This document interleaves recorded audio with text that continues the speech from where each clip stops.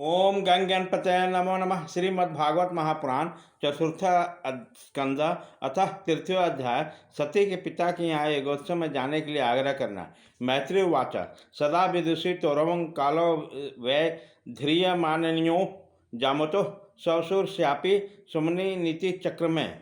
श्री मैत्री जी कहते हैं, विदुर जी, इस प्रकार उन ससुर और दामाद को आपस में बैर विरोध रखते हुए बहुत अधिक समय निकल गया।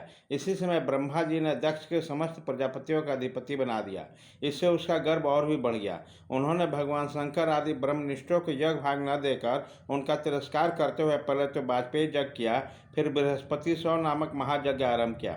उस यज्ञोत्सव में सभी ब्रह्म ऋषि, देवता, पितर देवता आदि अपनी अपनी पत्नियों के साथ पिधारे।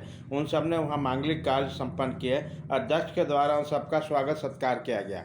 उसी समय आकाश मार्ग से जाते हुए देवता आपस में यज्ञ की चर्चा करते जाते थे। उनके मुख से दक्ष कुमारी सती ने अपने पिता के घर होने वाली यज्ञ की बात सुन ली। उसने देखा कि हमारे निवास स्थान कैलाश के पास से होकर सब ओर से चंचल नेत्र वाले गंधर्वों और इच्छों की स्त्रियां चमकेले कुंडल और हार पहनकर पहले खूब सज धज कर अपने अपने पतियों के साथ विमान पर बैठी हुई उस यज्ञोत्सव में जा रही है। इससे उन्हें भी बड़ी उत्सुकता हुई और उन्होंने अपने पति भगवान भूतनाथ से कहा। सती ने कहा, वामदेव, सुना है इस समय आपके ससुर दक्ष प्रजापति के यहाँ बड़ा भारी यज्ञोत्सव हो रहा है।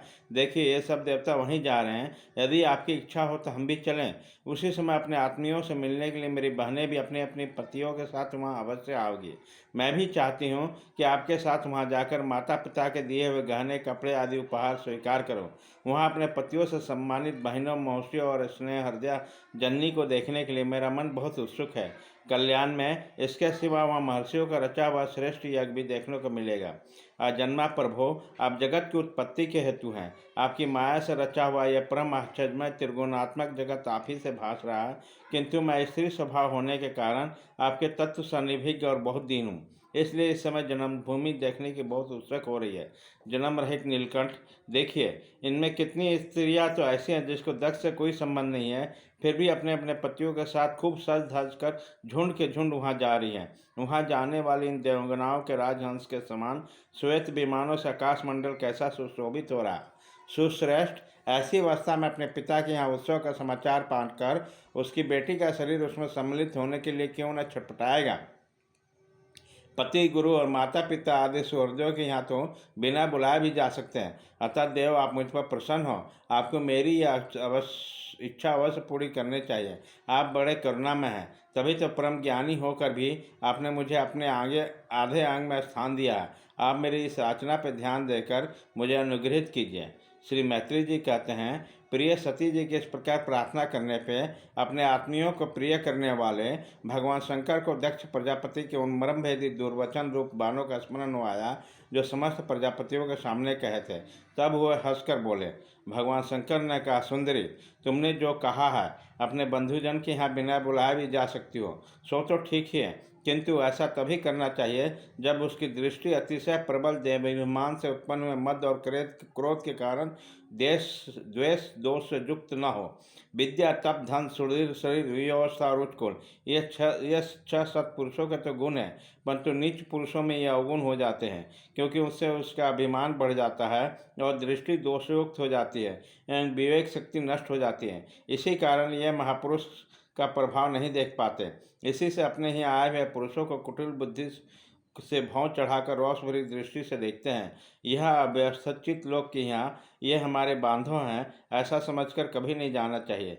देवी, शत्रुओं के बांधों से बीत जाने पर ऐसी व्यथा नहीं होती जैसे अपने कुटिल बुद्धि स्वजनों से कुटिल वचनों से होती है, क्योंकि बाणों से शरीर छिन्न भिन्न तो हो जाने पर जैसे तैसे निंदा आ जाती है, किंतु कुवाक्य मर्म स्थान विद्ध हो जाने पर मनुष्य के हृदय पीड़ा से दिन रात बेचैन रहता है।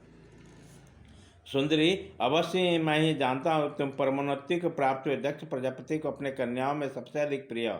तथापि मेरी आश्रित होने के कारण तुम्हें अपने पिता से मान नहीं मिलेगा, क्योंकि वो मुझसे बहुत जलते हैं। जीव की चित्त वृत्ति के साक्षी अहंकार शून्य महापुरुषों की समुद्धि देखकर जिनके हृदय में संताप और इंद्रिय में व्यथा होती है, वह पुरुष उनके पद को तो सुगमता से प्राप्त नहीं कर सकता।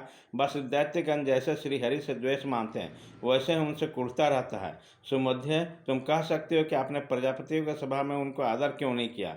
सो यह सम्मुख जाना, नम्रता दिखाना, प्रणाम करना आदि क्रियाएं जो लोक व्यवहार में परस्पर की जाती है, तत्वज्ञानियों के द्वारा बहुत अच्छे ढंग से की जाती है। वे अंतर्जामी के रूप में सबके अंतःकरण में स्थित परम वासुदेव को ही प्रणाम आदि करते हैं, देहाभिमानी पुरुष को नहीं करते। विशुद्ध अंतःकरण के नाम ही वसुदेव है, क्योंकि उसी में भगवान वसुदेव का परोक्ष अनुभव होता है। उस शुद्ध चित्त में स्थित इंद्रियातीत भगवान वसुदेव को ही मैं नमस्कार किया करता हूँ।